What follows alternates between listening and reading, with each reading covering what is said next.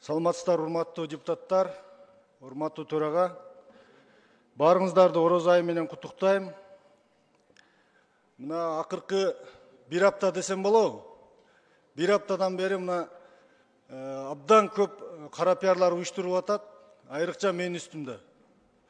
Ушуну мен сурайын деп аттым эле. Ушуну кимдер уюштуруп атат? Ошол блогерлердин, журналисттердин артында кайсыл саясатчылар турат? Же бир эл аралык атайын бир кылмыштуу топ барбы? Мына адам баласы ооруганда лечение кылып келгенге акысы бар да турабы?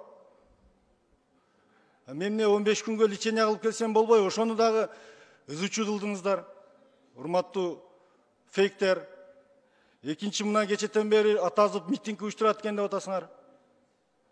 Урматтуу фейктер, фейктин артындагылар. Эки жүздүү саясатчылар, афристер. Митингти ошо өзүңөр уюштурасыңар. Мен өмүр бою мамлекетчил болуп келгенмин. Мамлекеттин туусу үчүн, спорт үчүн кыргыз желегин кучактап дүйнөлүк аренада ыйлаган баламын. А силер болсо мага тескери кылып туруп митинг уюштурат деп атасыңар. Ошол тилегиңер таш капсындагы өзүңөр менен өзүңөр болгула. Бул экинчи маселе. Үчүнчү, мына мандат боюнча. Мандат бул адамды бейишке кирди же чыкты деген эмес го. Мандаты жок деле элдин арасында кызмат кылса болот. Эмне атасы мандатын алдырды деп эле бир административдик соттун чечимин, жогорку сот чечим чыккан өзү Муртазалиевке. Силер кара пиар кылып атасыңар. Шуну ким кылып атат ушуларды? 100 миң деген блогерлер менен. Ошол мандатты 2 жылдан бери артымдан кууп жүрүп, башкы прокурор максатына жетти. Элдин аманатын, элдин ишенимин эртең кыяматта сураса аманатты, баш прокурор жооп берет эми ошого. Үчүнчү маселе, Матраимовго байланышы бар деп атасыңар. Урматтуу депутаттар, айланып кетейиндер. Урматтуу кыргыз элим, бул Матраимов менен байланышы жок кайсы саясатчы бар азыр?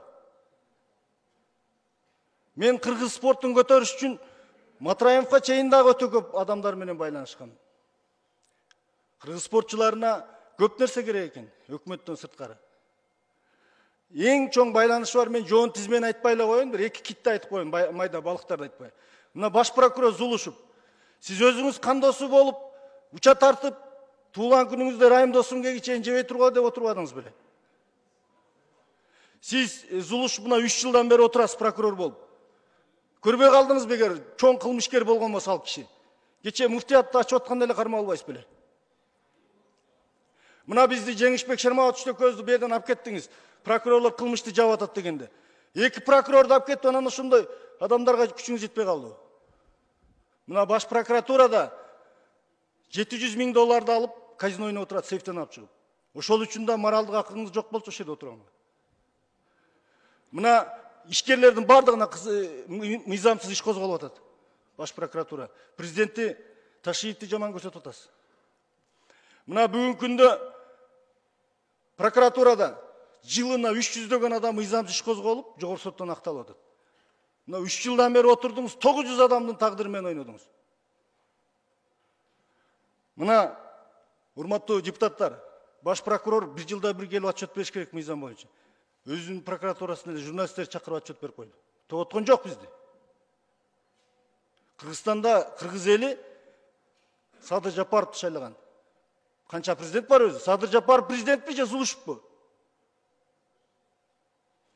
Ошол бизди мына жерден алып кеткен үчүн жооп бериш керек болчу. Анан кийинки маселе, мына эми бул баягы Матраимовго байланышы бар дегенден айтып атам да, былыйып, аппак периште болуп сүлкүлдөп отуруштун кереги жок. Эгер байланышы барлар болсо. Менин айыбым спортко жардам берген үчүн жардам берди деп айтып койгондугум ушул жерден дагы. Мен кече профессиональный бокс өткөрдүм, Камчек Ташиев да жардам берди. Бар эле жардам берип атат, айтайын анда. Душум бузулуп калды эле, Азамат Арапаев жардам берген. Мына министр Алымкадыр Сабирдиновичти камадыңыз, акталып министр болуп отурат. Канчалаган адамдар ыйлап атат азыр ушу баш прокуратуранын мыйзам иш козгогонунан. Мени ага буга байланышы бар деп эле ачык эле айтып коюш керек эле. Мына жерде депутаттык комиссиянын төрагасы болуп отуруп, парламенттин мээнетин Баш прокуратура жаап отурду кылмышкерлерди. Профсоюздардын канча мафиянын куйругун деп эледик, ачылайын деп калды эле. Эгер мен кетсем, урматтуу депутаттар, мээнет чекке кетпесин, аягына чыгарып коюңуздар. Мына эми бүт мафиянын башы ачылып калды эле. Кийинкиси, мына 2 жылдан бери издеп жүрүп, 25 жыл мурун ошто стадиондо 77 метр жер беришти эле чемпион болуп келгенине. Ошону таап алыптыр, 25 жыл турат. Кайра ала берсин. Ошону пиар кылып атышат. Кийинки, урматтуу кыргыз элим, мен дайым мамлекеттин саясатын колдоп, бардык мыйзамдарды колдоп келдим. Конституцияны колдодум, кумтөрдү колдодум, бүт баарын колдодум. Желекти колдодум, кемпирабадты колдодум. Эмне үчүн? Сизлерге барганда айтасыңар, президентти колдо деп, Ташиевти колдо деп. Мына колдодум силер айтканды. Мына итөгүндө ушундай болуп атат. Бирок бүгүн орозодо мен силерден кечирим сурап коеюн. Өзүмдү төрөгөн апам, бир туугандарым, эй бала, мына казинону колдоо дегенине карабай, мен мамлекеттин экономикасы, президенттин саясаты, мамлекеттин өнүсү деп колдодум эле. Ошол казинону колдогом кечирип койгула, урматтуу кыргыз элим. Мен туура эмес кылып койгон экенмин. Эмнеге Акылбек Жапаров келип айтты? Колдогула, 2 миллиард жылына түшүрөбүз деп. Кече карасам, 100 миллион түшпөптүр. Акылбек Жапаров 2 миллиардты баарыбызды алдаган үчүн колдоп койду. Мен өкүнүп атам. Казинону колдогон үчүн мен аркага тартам. Кечирим сурайм орозодо.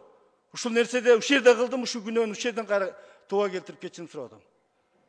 Анан кийин, урматтуу төрага, эми болор болду. Мына Өмүрбек Бакиров менен Алимжан Фаркат Алимжановдон берекке караганда бүгүн 10-чу депутат кетип атат. Сиз келгенден бери 10-чу депутат кетип атабыз. Менен кийин токтойбу, болду, бүттү.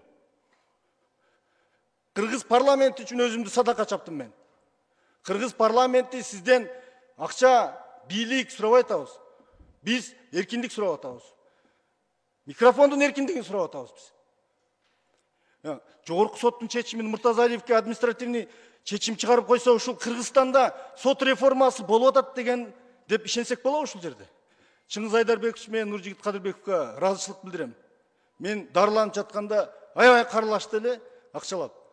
Ушул келишүүдө сурадыңыздар. Келиңиздер парламент, урматтуу эл өкүлдөр, бири-бирибизди колдосок, бүгүнкү бизге түшкөн кезек кимиңде турат эртең? Урматтуу төрага, сиз өтө жакшы иштерди кылдыңыз буга чейин. Бирок парламент сизди төрага кылганда максат ушуларды коргосун, президент менен урматтуу Ташиевден ушуларды алдырбастан сактасын деп шайлашты го. Коргоп бербейсизби бизди? Ташиевке кириш үчүн Шакиевдин кезегинде турабыз приемныйында. Мына сүйлөй берди эле, коркутуп койдум, генералга айтып дейт. Не деген нерсе бул? Кылмыштуулук менен күрөшүлүп атат. Мамлекетте өнүгүү болуп атат. Мен мына жерде депутат болуп келгенде бата берип атканда айтышкан. Сен депутат катары жакшыларыбызды жакшы деп айт. Жаман болсо аны да айт деген. Мен айтып атам, мен ойлопмун. Ушул жерде министрлерди, прокурорлорду, ошол жердеги мафияны айтып атсам, аларга жардам берип атыпмын деп ойлопмун. Көрбүсө айтпаш керек турбайбы? Жөн эле сүлкүлдө отуруп, кнопка басып эле кетиш керек турбайбы анда?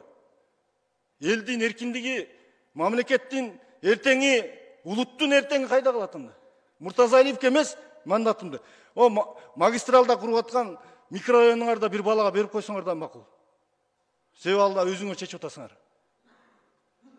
Мен бул мандатты ошол элдин колдоосу менен, ошол жерде подкуп болбосун деп президенттин буйругу менен утуп келдим эле. Тыйын тарат дейт.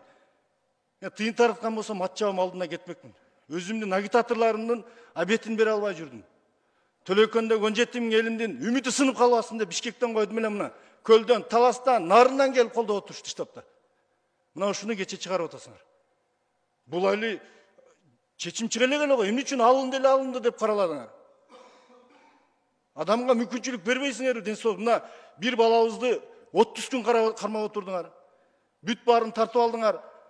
Бул жетип атабы президент менен Ташиевке бул нерселер?